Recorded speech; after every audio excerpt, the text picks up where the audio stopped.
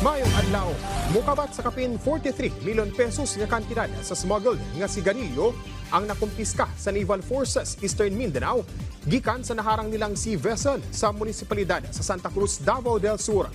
Nobyembre 5 ning tuiga ang nakadawat sumalapa og report ang Naval Forces Eastern Mindanao kon NFEM gikan sa usa ka concerned citizen bahin sa kadudahang sea vessel. Atul sa operasyon, nasakpan ang kapin 1,000 nga kinarton sa foreign branded cigarettes o walay mga tukmang dokumento. Sikupsab ang 12 ka mga sakay sa mong sea vessel nga puros mga residente sa Basilan. Din pag-angko nila nga gikan ang mong mga kontrabando sa North Sulawesi, Indonesia. Anana sa kustodiya sa Bureau of Customs ang mga kinarton nga smuggled cigarettes, lakip na ang 12 ka mga dinakpan alang sa tukmang disposisyon.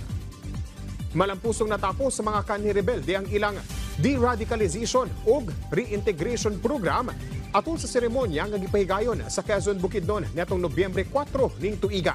Nanguna sa programa ang Provincial Social Welfare and Development Office Bukidnon, kauban ang 89th Infantry Battalion, Philippine Army, lokal nga panggamhanan sa Quezon ug ang Department of the Interior and Local Government kun DILG. Kabahin kini sa tubong sa gobyerno ubos sa Enhanced Comprehensive Local Integration Program kung iklip nga tabangan ang mga kanhi rebelde nga mahimong produktibo o malayo sa kagubot sa ilang pagbalik sa komunidad. Gitingwa sab sa programa nga mapalig-on ang kalinaw o kalambuan sa lugar. Padayon sab ang kasundaluhan og mga ahensya sa gobyerno sa pagtuman sa mga programa ingon man sa rehabilitasyon alang sa mga kanhi rebelde.